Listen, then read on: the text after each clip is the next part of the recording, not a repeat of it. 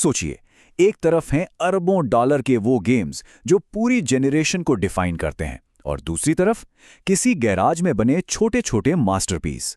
कुछ गेम्स ऐसे हैं जो हमें अपना कंट्रोलर दीवार पर फेंकने को मजबूर कर देते हैं, तो कुछ ऐसे हैं जो सीधा दिल में उतर जाते हैं। देखिए, गेमिंग का ये जो बैटल ग्राउंड है ना, ये बहुत बड़ा है, और मजे की बात यह है कि इसके नियम अब तेजी से बदल रहे हैं।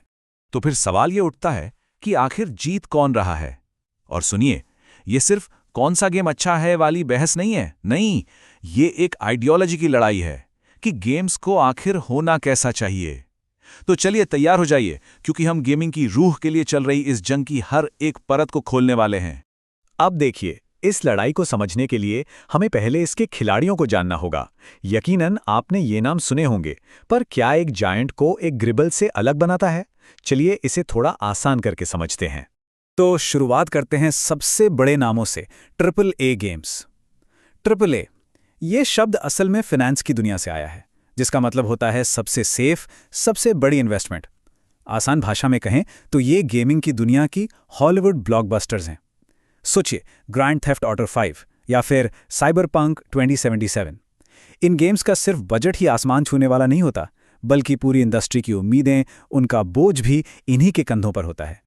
और फिर रिंग के दूसरे कोने में खड़े हैं इंडी गेम्स। ये हैं असली बागी। अक्सर छोटे छोटे ग्रुप्स जिनके सपने तो बहुत बड़े होते हैं, पर बजट काफी छोटा। इनके पास मार्केटिंग का वो पावर हाउस नहीं होता, तो उसकी भरपाई ये करते हैं अपनी कमाल की क्रिएटिविटी से। और सोचिए, जब कोई बड़ा पब्लिशर सर पे खड़ा होकर ये ना बताए कि क्या करना है, तो ये लोग आज़ाद होते हैं एक्सपेरिमेंट करने के लिए, रिस्क लेने के लिए, और गेमिंग के कुछ सबसे यादगार एक्सपीरियंसेस बनाने के लिए। लेकिन बजट और जुनून की इस लड़ाई के बीच में से एक बिल्कुल नए तरह का फाइटर निकल कर आया है। एक ऐसा जॉनर जो आसान गेम्स को देखकर मजाक उड़ाता है। एक ऐसा जॉनर जहां गेम ओवर का मतलब अंत नहीं, बल्कि एक नया सबक होता है। और ये हमें लेकर आता है सोल्स लाइक फिनोमिनन पर। जी हाँ, वही जिसे लेजेंडरी डार्क सोल्स सीरीज ने फेमस किया। अब इसकी खासियत क्या है? इसकी खासियत है इसकी सजा में।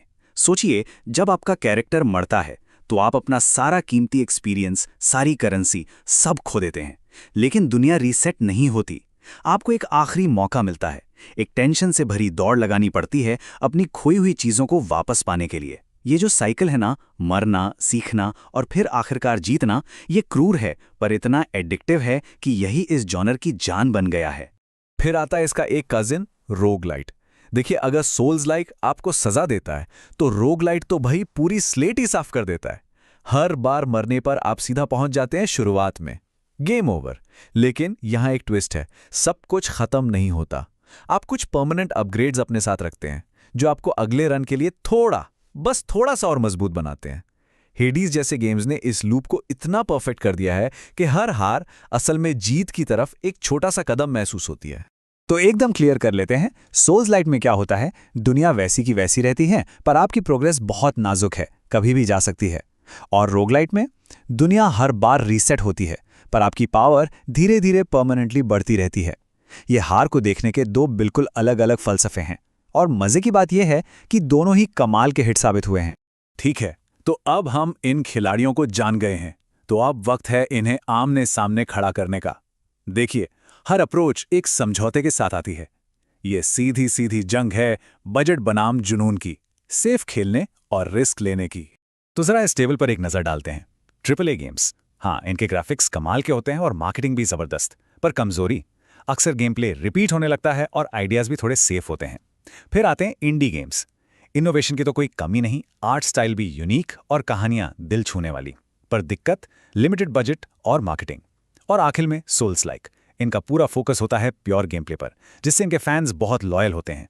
लेकिन ये नए खिलाड़ियों के लिए काफी डरावने हो सकते हैं। तो देखिए, कोई भी परफेक्ट नहीं है, सब कुछ बैलेंस का खेल है। लेकिन इस नए दौर में कामयाबी का मतलब क्या है? हम इसे मापते कैसे हैं? अगर अभी भी ये लगता है कि बात सिर्फ पहले दिन की कमाई की है, तो समझिए कि आधी कहानी तो छूट ही रही है। और इसका सबसे बड़ा, सबसे ताज़ा उदाहरण है एल्डन रिंग। सोचिए, एक ऐसा गेम जिसे सब नीश मान रहे थे कि ये तो सिर्फ हार्डकोर प्लेयर्स के लिए है। उस गेम ने ना सिर्फ अच्छी कमाई की, बल्कि कई बड़े बड़े ट्रिपल ए गेम्स को पीछे छोड़ दिया। इसने साबित कर दिया कि मुश्किल होना कोई कमी नहीं बल्कि एक सेलिंग पॉइंट हो सकता है। इसने एक ब्लॉकबस्टर की पूरी परिभाषा ही बदल कर रख दी। और यहीं से हम आते हैं 21वीं सदी के असली बैटल ग्राउंड पर, जो है इंटरनेट। देखिए, आज के ज़माने में एक गेम को सिर्फ खेलने में मज़ेदार होना काफ़ी नहीं है, उसे देखने में भी मज़ेदार होना चाहिए। और इस मैदान में कुछ जॉनर्स को एक अनफेयर एडवांटेज मिला हुआ है। आखिर स्ट्रीमर्स को ये मुश्किल गेम्स इतने पसंद क्यों हैं? सिंपल है, क्योंकि ये नेचुरल कंटेंट मशीन है। हर बार जब कोई फेल होता है तो वो एक वायरल रेज क्लिप बन जाती है। हर मुश्किल बॉस को हराना वो एक शानदार मोमेंट बन जाता है जिसे हजारों लोग साथ में देखते हैं। सीधी सी बात है, ज्यादा मुश्किल मतलब ज्यादा ड्रामा, और ड्रामा ट्विच और यूट्यूब जैसे प्लेटफॉर्म्स के लिए सोने की खान है। और देखिए, जीतने का ये जो आइडिया है ना, ये दुनिया के अलग अलग हिस्सों में बिल्कुल अलग अलग होता है। भारत जैसे मार्केट को ही ले लीजिए। यहाँ सबसे ज़रूरी चीज़ है एक्सेसिबिलिटी।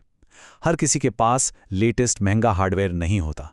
यहाँ वो गेम्स चलते हैं जो कम साइज़ के हों, रीप्ले वैल्यू दें और प्लेयर की स्किल की कदर करें। और ये माहौल इंडी और सोल्स लाइक गेम्स के लिए एकदम परफेक्ट है, जबकि AAA गेम्स को अपनी कीमत और हार्डवेयर की ज़रूरतों की वजह से काफ़ी मुश्किलों का सामना करना पड़ता है। तो इन सब बातों के बाद सवाल वही है, गेमिंग के भविष्य की इस जंग को जीत कौन रहा है? और इसका जवाब शायद थोड़ा अजीब लगे। कोई एक नहीं जीत रहा, बल्कि सब जीत रहे हैं। क्योंकि असली जीत किसी एक के हावी होने में नहीं है, बल्कि इन सब की बेस्ट चीजों को एक साथ मिलाने में है। एक लाइन है जो मुझे लगता है इस पूरी कहानी को बहुत अच्छे से समझाती है। AAA गेम्स हमें एक सपना बेचते हैं, इंडी गेम्स उस सपने में आत्मा डालते हैं, और सोल्स गेम्स हमें यानी खिलाड़ी को परखते हैं। हर कोई एक बहुत जरूरी एक ऐसा रोल निभा रहा है जिसे कोई और नहीं निभा सकता। तो जरा सोचिए, एक मॉडर्न मास्टरपीस का ब्लूप्रिंट कैसा होगा। सबसे पहले AAA गेम्स वाले विजुअल्स और पॉलिश उठाइए, फिर उसमें इंडी गेम्स वाला दिल और क्रिएटिविटी डालिए, और आखिर में इस सबको सोल्स लाइक वाले गहरे और चैलेंजिंग गेम प्ले की मजबूत नींव पे खड़ा कर दीजिए। यही है गेमिंग का भविष्य। और यही बात हमें एक आखिरी और बहुत ही दिलचस्प सवाल पे लाकर छोड़ देती है। जैसे जैसे गेम बनाने के टूल सबके लिए आसान हो रहे हैं और बड़े बड़े स्टूडियोज भी रिस्क लेने लगे हैं, तो इन कैटेगरीज के बीच की जो लाइन है वो धीरे धीरे धुंधली हो रही है। तो सोचिए, क्या होगा जब इन कैटेगरीज की दीवारें पूरी तरह से गिर जाएंगी? इसका जवाब अभी लिखा नहीं गया है, पर एक बात तो पक्की है, गेमिंग का अगला चैप्टर अब तक का सबसे एक्साइटिंग होने वाला है।